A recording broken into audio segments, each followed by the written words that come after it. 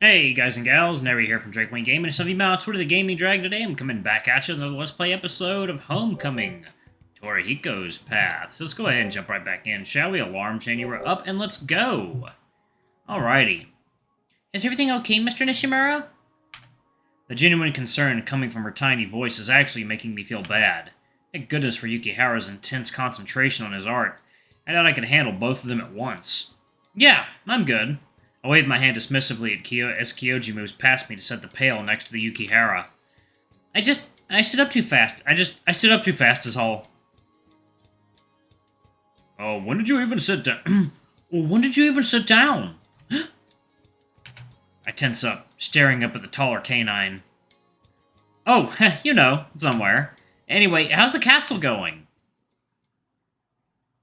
And then he died. The end. How's that? It's perfect! I should have started with the horse stable and built around that. The Tanuki mimes an oval with his arms as he peers down at his handiwork. I can't lie, I'm feeling pretty proud of it myself, considering he let me build the new horse stable on the backside. The perfect castle fit for a king. Bansha! So, what's next? Yukihara suddenly frowns and rubs the back of his head. Well, I think this is where I'd ask my big brother to take a picture for me, but he's at home doing his chores, I think. I give the little Tanuki a sympathetic smile, only to widen my eyes a moment later. Ah, I have just the thing.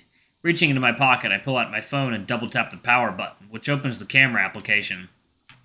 I haven't charged it since last night, and it's still on 63% power. For the first time, I'm actually grateful that Minasato has no cell coverage. Otherwise, I'd have no battery power left. Maybe. Okay, ready? The Tanuki takes a second to wipe his hands on his shorts before smoothing down his fur.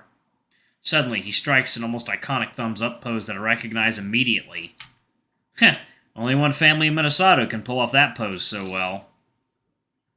Yukihara laughs through his nose as his pose breaks, clearly not used to being the center of attention. That looks really good. I'll get it sent to your brother sometime, okay? Thanks a bunch! He scratches his nose and slowly rises to his feet. Chiyo, do you want to swing for a bit before we go home? Ooh, that had a certain ring to it. I try to hide a small smile as I turn to face Chiyo. I catch sight of the nervous little motion of her hands before she catches herself. That sounds fun. I'll be there in a moment. I just need to ask my brother if we can stay just a bit longer. Alright, I'll see you in a minute. Chiyo gives the boy a small wave and watches him jog to the swing set in the far left corner of the park.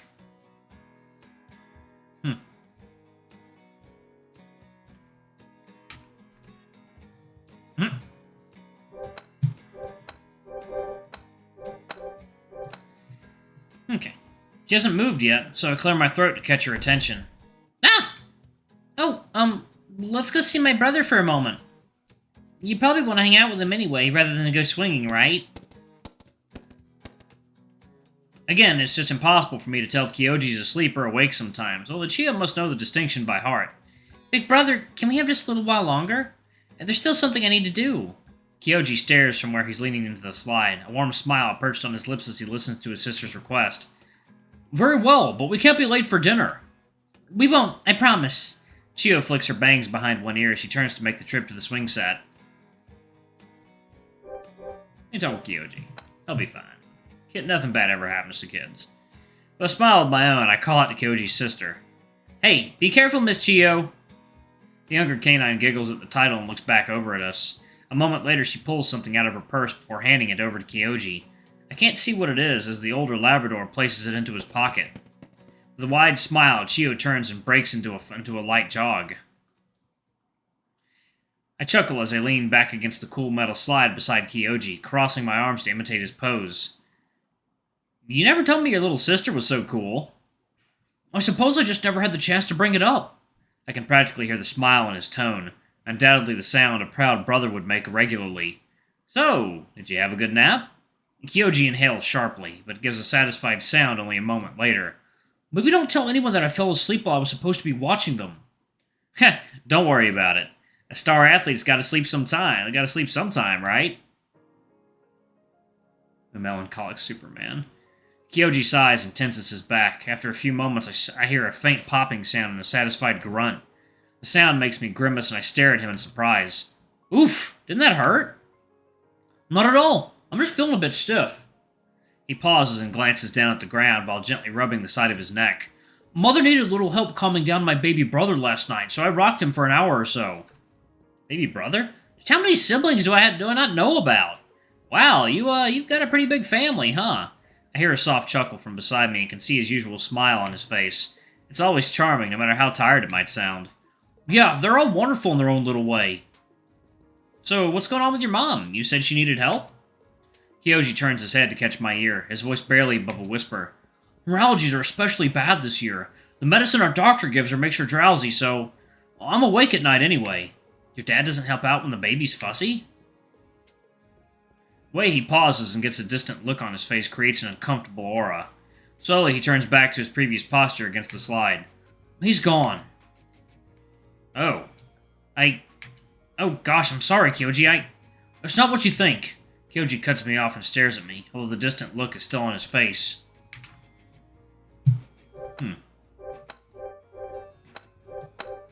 Gone in what regard? I'm sorry, it's just... His hands fall away from his chest and drop deep into his pockets. We have our differences, that's all. Oh, okay. I can't read his expression as he stares out to where Chio and Yukihira are playing. Neither a smile nor a frown is on his face. Well, it's good of you to help out so much. You're really cool, Kyouji, you know that, right? I wince inwardly as I finish my sentence. Cool wasn't exactly the word I wanted to use, but it was the first word that I could think of in the moment. In spite of that, it still gets me a smile from the dog and a chuckle for my efforts. I appreciate it, really, I do.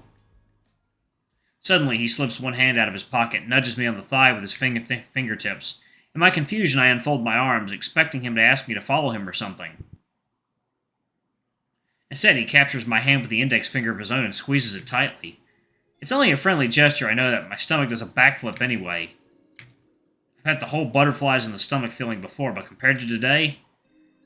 I didn't realize just how much I've missed you over the years. Kyouji nods his head toward me, but keeps his focus on the two children. As he maintains his gentle grip on my hand, I can't help but swallow nervously. I missed you too, Kyouji.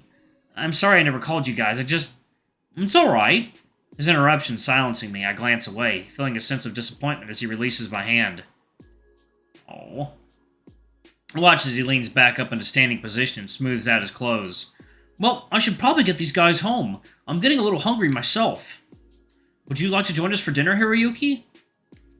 Kyouji's words echo over and over in my mind, only for me to stop as reality hits me like a ton of bricks. I probably shouldn't. Grandma's expecting me home really soon. The canine nods and sinks his hands deeper into his pockets. Okay then, I suppose I'll see you tomorrow, hopefully. I smile back at him as I slowly make my way around the slide and back towards the park entrance. After a few steps, I glance over my shoulder and flash him a cheeky grin. Make sure you get some sleep tonight. Otherwise, I might just challenge you to Torihiko's 24-hour epic ninja tag endurance race of epicness. The laugh he gives says it all for me as he turns and begins to make his way to the swings. However, before he gets more than a meter away, he pauses and stares down at the ground. A few moments later, he turns towards me, a thoughtful expression on his face. Hiroyuki, I was wondering. Chio has an upcoming piano recital. I told her that you might be busy, but if you're not... I feel my cheeks getting warm, probably because I'm smiling widely. This time, I let my tail wag happily. Sure, tell Chio I'd love to go. Kyouji smiles and claps his hands together. Excellent. I can give you this then. He reaches back into his pocket and pulls out a small ticket, before walking back over to me and placing it into my hand.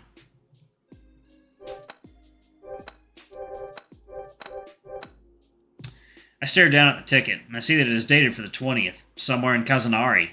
Well, I'd better let you go, but I'll talk to you later, okay? Before I can even respond, Kyouji turns and walks towards the swings. With an amused smile, I carefully put the ticket into my pocket. I'll just have to remember to ask Kyouji where exactly the music hall is. At least he looks a bit happier now. I guess the nap really did do some good. At least that's what the wagging tail is telling me.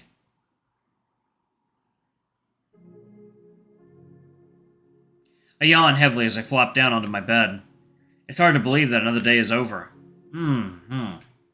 Closing my eyes for a moment, I can't help but smile. Today was a pretty busy day. My eyes opening again, I turned my attention towards the television. A variety show is currently displayed on the screen.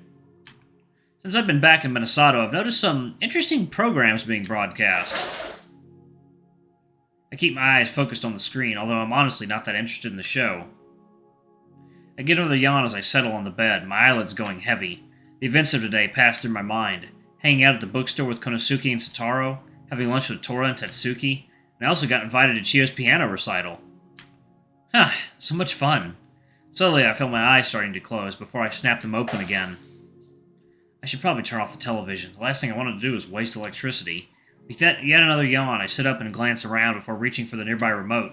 Grabbing it in my hand, I point at the television and press the power button. The room plunges into darkness without the light from the television. I place the remote down on the floor beside my futon and lay back down. As I wriggle around in my bed to get comfortable, my head rests on my pillow. Now that I'm comfortable, I close my eyes and let myself fall into peaceful slumber.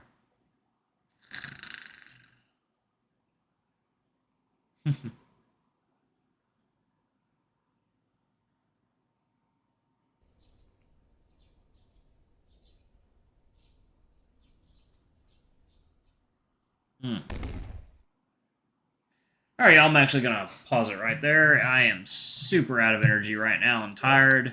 But hey, we got 4 videos in for the day, and that's awesome. Anyway, thank y'all so much for watching. Don't forget to like, comment, subscribe, ring that notification bell. I love you all, and I'll see y'all in the next video. Also, Sissel's Not Safe for Work video is up on our Discord. If you want to get in and watch it, it's only $5. Anyway, I love you all, and I'll see y'all in the next video.